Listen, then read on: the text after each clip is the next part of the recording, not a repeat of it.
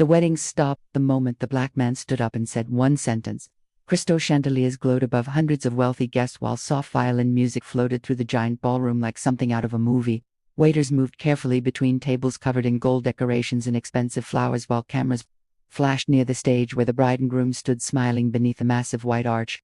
Everything looked perfect, beautiful, elegant, controlled, until Marcus walked in. The second the ballroom doors opened, several heads turned immediately.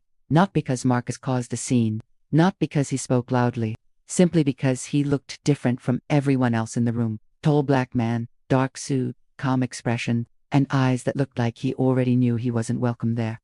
One of the wedding coordinators rushed toward him before he had even taken 3 steps inside.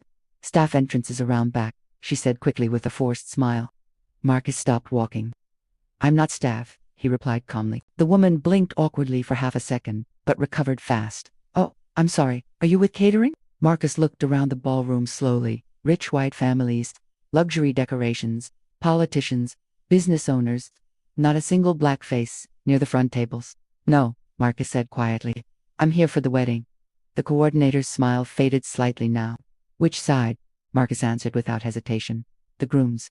That confused her, because she knew the groom's family very well, or at least she thought she did. Before she could respond again, an older white man wearing an expensive tuxedo walked over with visible irritation already on his face. What's going on? He asked. The coordinator lowered her voice nervously. He says he's here for the wedding. The older man looked Marcus up and down carefully. The kind of look people give when deciding whether someone belongs near them. And you are? He asked coldly. Marcus Reed. The older man frowned immediately. That name meant nothing to him, which instantly made Marco suspicious in his eyes. You must be confused, the man replied. This is a private event. Marcus remained calm. I know, the older man crossed his arms. Then maybe you should explain why nobody here knows you. That sentence carried more weight than the words themselves, because Marcus understood exactly what he really meant. Why does a black man belong at a wedding like this?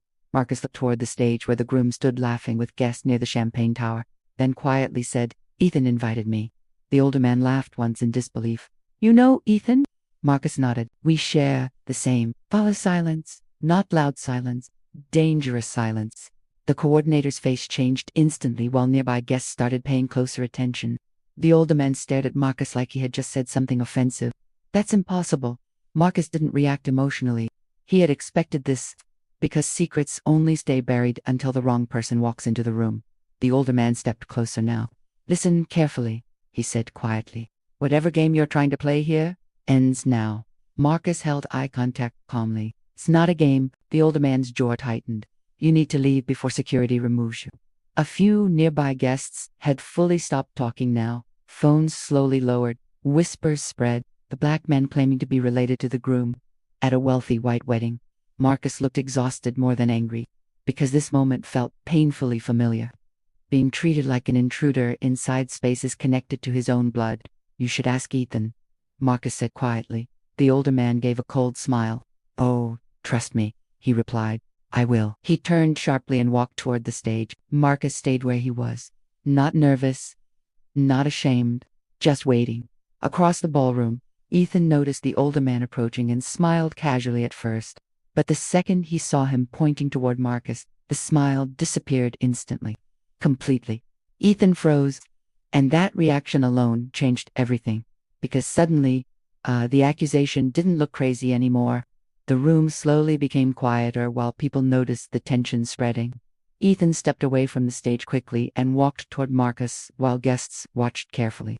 The older man kept speaking angrily beside him, but Ethan barely listened, because his eyes stayed locked on Marcus the entire time. When he finally reached him, both men stood face to face for the first time in years.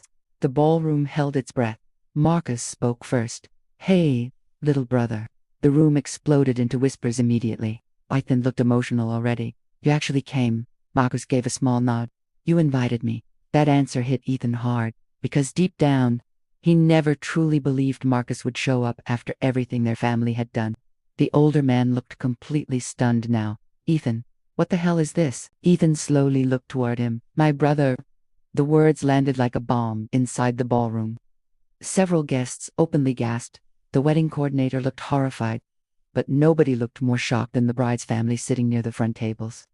because suddenly, the perfect image of the wealthy white family had cracked open publicly. The older man lowered his voice sharply. Your father specifically said never to bring this up today. Marcus heard every word. So did Ethan. And instantly the atmosphere changed again. Not just tension now. Truth. Ugly truths. Ethan looked embarrassed, ashamed, angry. Marcus gave a tired smile. Still hiding me? He asked softly. Ethan looked down briefly. It's not like that. Marcus almost laughed. But there was no humor inside him anymore. Our father had 2 sons, he said quietly. One he put in family photos. One he paid to stay invisible. Nobody moved. Nobody interrupted. Because now the wedding wasn't entertainment anymore. It was exposure. The bride slowly approached nervously. Ethan, what's happening? Ethan rubbed his face anxiously before answering. My dad had an affair years ago. Marcus corrected him immediately. No, he said calmly. He had a second family. That sentence cut through the ballroom perfectly. Sharp, clean, painful. The older man looked furious now. This is not the place for this. Marcus nodded slowly. You're right, he replied.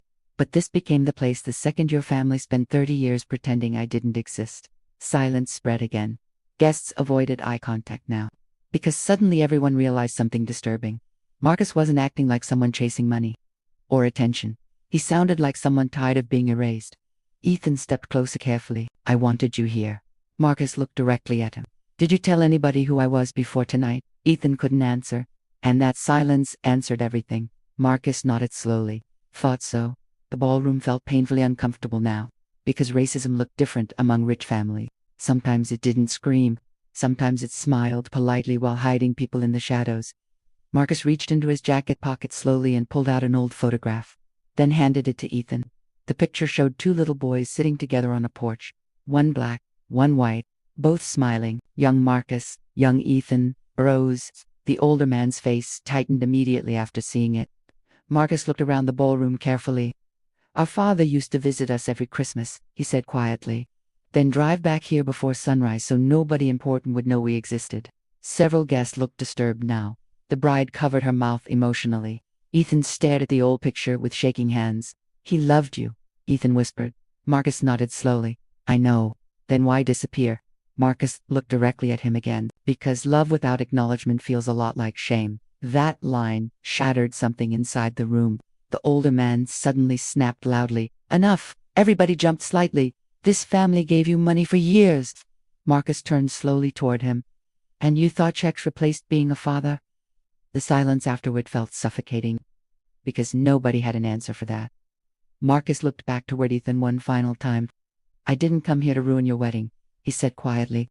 I came because, for once, I wanted to stop feeling like a secret. Ethan's eyes filled with tears instantly. The younger brother finally realized something painful. Marcus had spent his entire life standing outside doors waiting to be acknowledged by his own blood. And tonight, history repeated itself all over again. Ethan stared at the old photograph in his hands while the ballroom remained trapped in complete silence. The music had stopped somewhere during the confrontation, but nobody even noticed when it happened. Guests who had arrived expecting champagne, dancing, and celebration now sat frozen around gold-covered tables watching a family's secret collapse in real time. Marcus stood calmly in the middle of it all, shoulders relaxed, expression controlled, but inside him years of buried pain moved quietly beneath the surface. The older man stepped forward again, clearly desperate to regain control of the situation. This conversation should happen privately, he snapped. Marcus looked at him carefully. Private is how your family kept me my whole life. That line hit the room hard.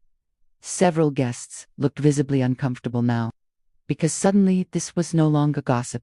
It was truth, and truth always made people nervous. Ethan slowly handed the photograph back to Marcus.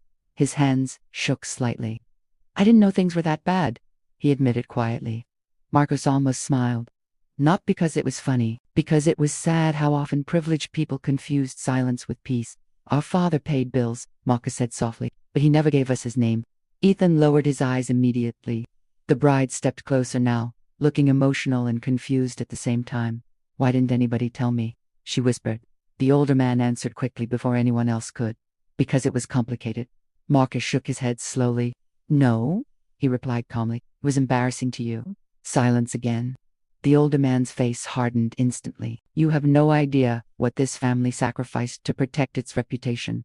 Marcus laughed quietly this time. A tired laugh. Exactly, he said. That reputation mattered more than we did.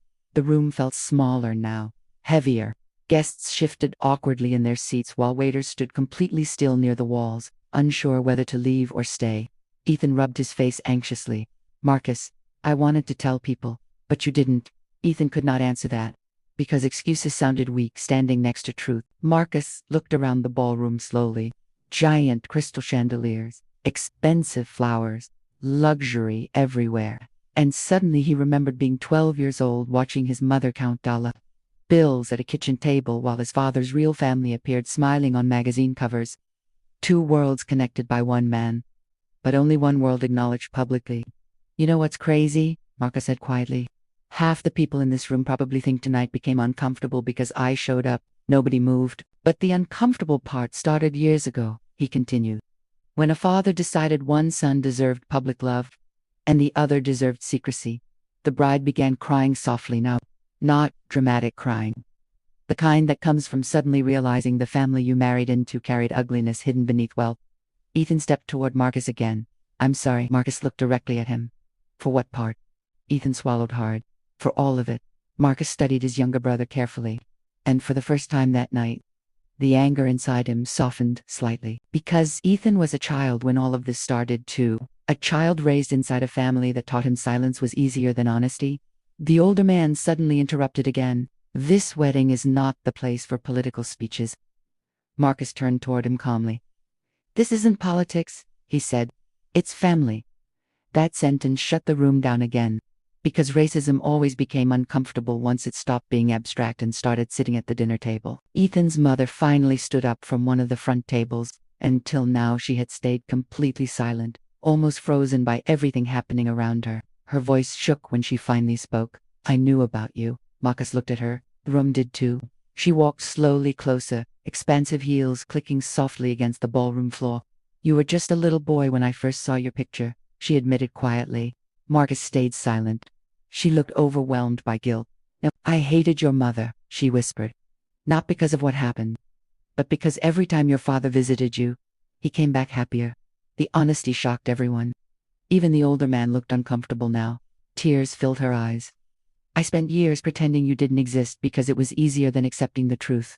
Marcus listened quietly, then asked one simple question. Did it work? She broke down crying immediately after hearing that, because deep down, she already knew the answer. No amount of silence erased reality. No amount of money erased blood, and no amount of pretending erased a child. The ballroom remained painfully quiet while she cried softly in front of everyone. Ethan looked emotionally exhausted now. We should have brought you into the family years ago. Marcus gave a slow nod. Yes, he replied. You should have. No anger, no screaming, just truth. And somehow truth hurt more. A young white groomsman near the back finally spoke carefully so. What happens now? Marcus looked around the ballroom again, then toward Ethan, then toward the family that spent decades hiding him. Finally, he answered. That depends, he said quietly. Do you want a real brother, or just a secret that stopped staying hidden? Nobody breathed for a second. Ethan walked directly toward Marcus. Now, no hesitation anymore. Then did something nobody expected. He hugged him, tightly, right there in front of everyone. Gasps spread quietly across the ballroom. Marcus froze at first, because this moment felt unfamiliar. Public acknowledgement, public acceptance, public love, things he never received from this family. Slowly, Marcus hugged him back. And somewhere in the ballroom, people started crying quietly, because the room understood something important in that moment. Racism was not always violence. Sometimes it was exclusion. Sometimes it was deciding who gets introduced proudly, and who gets hidden away quietly. When the brothers finally stepped apart, Ethan wiped his eyes quickly. You're not leaving, he said firmly. Marcus gave a small, tired smile. You sure? Ethan nodded immediately. For the first time in my life, the older man looked frustrated but stayed silent now. Because control was gone. Truth had already taken over the room. Ethan suddenly turned toward the guests. This is my brother Marcus, he announced loudly. And if anybody here has a problem with him being family, you can leave. Silence. Then something unexpected happened. An older black waitress standing near the back started clapping softly. One clap, then another. Soon, more people joined. Not everyone, but enough. Marcus looked around the ballroom while applause slowly filled the air. And for the first time that night, he didn't feel invisible anymore.